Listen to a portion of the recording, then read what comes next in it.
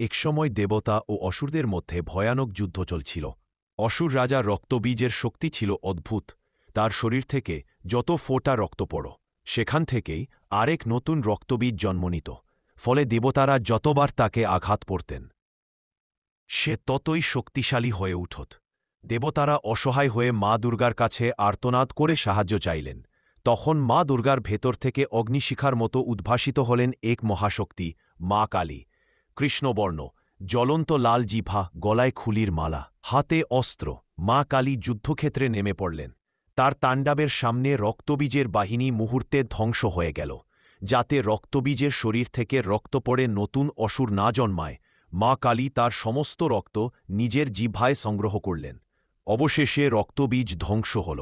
দেবতারা রক্ষা পেল, কিন্তু সেই অগ্নিশক্তির তাণ্ডব চলতেই থাকল। তখন তার সামনে দাঁড়ালেন মহাদেব। কালিমা ভুলে পা রাখলেন মহাদেবের বুকে। মহাদেবকে পায়ের নিচে দেখে তার তাণ্ডব থেমে গেল। জিহ্বা বের করে তিনি লজ্জা প্রকাশ করলেন। সেই রূপেই আমরা দেখি মা কালী হিসাবে।